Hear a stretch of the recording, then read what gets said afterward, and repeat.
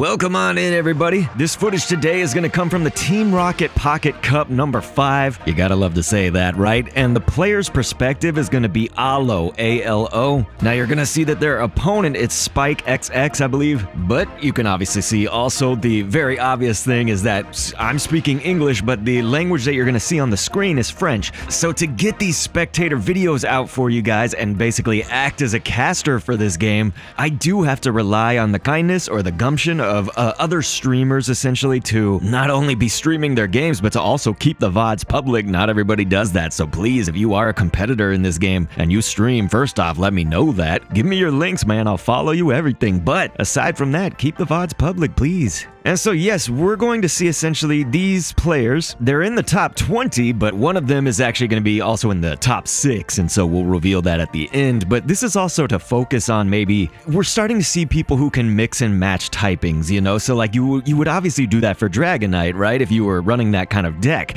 you would need water and electricity. But sometimes you'll see people maybe mix a typing that it would just make sense. This one, I had to struggle a little bit to find out why, and so we're going to see that essentially the opponents, so Spikexx, they have actually just a Mewtwo in there, so you're gonna see, you know, it's a water deck, or water typing, we should say. You know, there is Articuno in there, which is water type in TCG, obviously. I'm not trying to confuse anybody here, but also like a Snorlax, you know, so you have the colorless, but there's also 2 Mewtwo cards in that deck, and so we're hoping to see kind of the justification for that. You can see Mewtwo is on the bench right now, and so I think the first thing to say, of course, you see Alo with the Mewtwo EX double timing it right now, because we got one on the bench, one in the active spot, and it's that beautiful interactive EX, obviously. But I think an analysis point will just be Snorlax, obviously. So Snorlax is very much what you would think, right? So it's going to take 4 energy to actually use that rollout attack, but a lot of the times it could just be this kind of,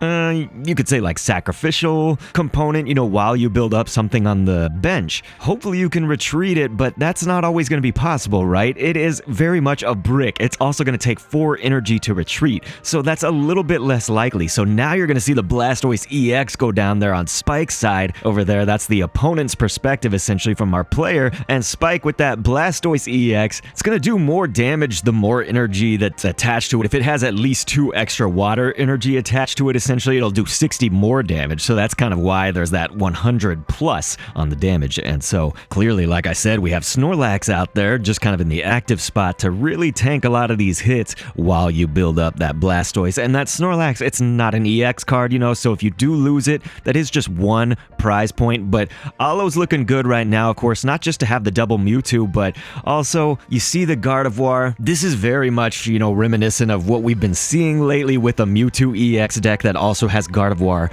Now, sometimes I actually did get a comment on it, and so I really appreciated this as Snorlax goes down, but I really appreciated the comment, you know, essentially asking, what is that Mewtwo EX deck with Gardevoir? What is specifically the best one? Now, first thing I should say is we always include the cards of the opponent and the player on the screen right here. So many thanks to pocket.limitlesstcg.com, but other than that, there's a slight variation, and, you know, people are figuring this out, and hopefully the meta evolves. So it's like, even as I record this video, you know, this tournament was just like a day ago as I record this. That is actually going to be it right there. So the victory now goes to Alo.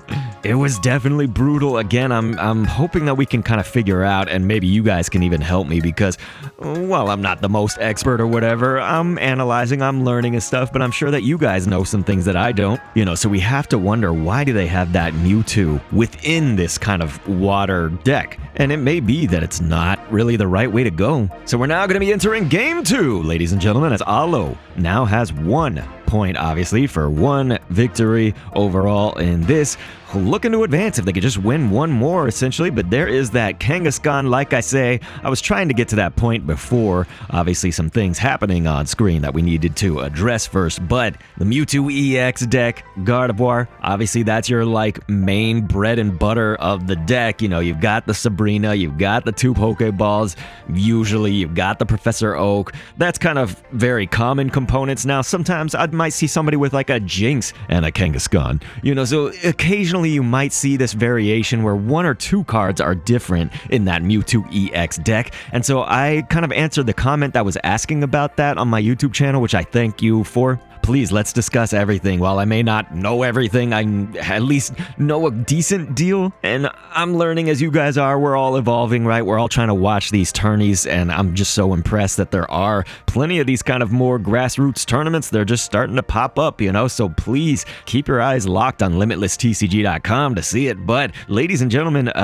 once again, when a question like that comes up, I love to discuss it. So what essentially I feel is just I think you should, if you're trying to build that Mewtwo EX deck, or maybe it could apply to others too, but specifically with the Mewtwo EX deck that we see Alo right now using, our player perspective and people asking about is just, yes, you can substitute one card for another. Try to play how you think that you need to play based on, you got to test out some matches, right? So just keep playing like some little scrimmages, you know, just keep playing against people. If you know some people to practice against who are good, that's going to help you. But hey, just do the even in-game matchmaking. You know, the most experience you can get, the better, right? The more time you can put into it. So it is good that we have these templates from other people, right? These kind of, let's say, more pro players who are competing in the tournaments. But like I say, if you do want to kind of make one card, two card adjustments and stuff to their template, once again, do it based on what you feel you have a need for. You know, what are you playing and what's happening in your matches? Is there some kind of consistent way you've been losing or winning?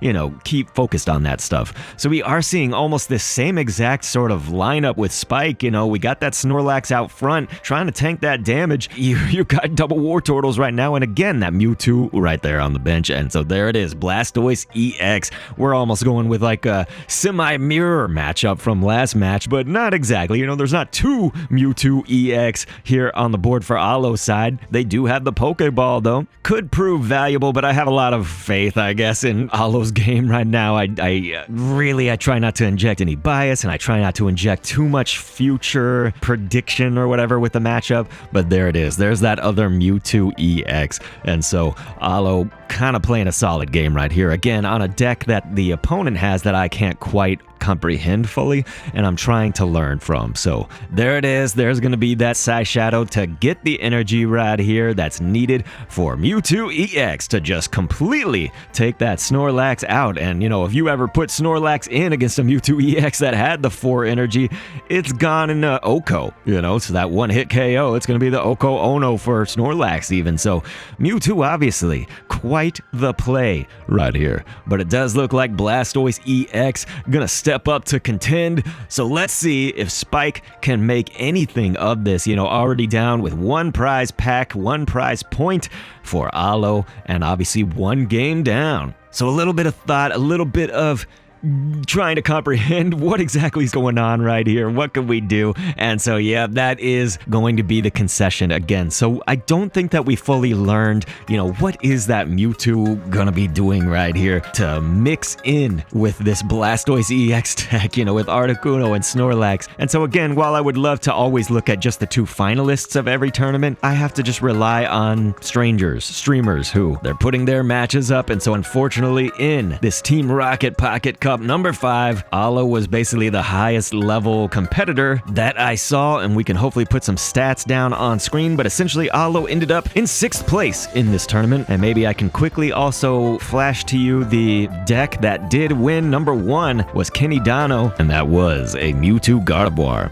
deck. Very much the typical one that we see most of the time. But please, you guys, look at this as a whole series rather than just this one video, and click an end screen on screen to see another one. And thanks for viewing.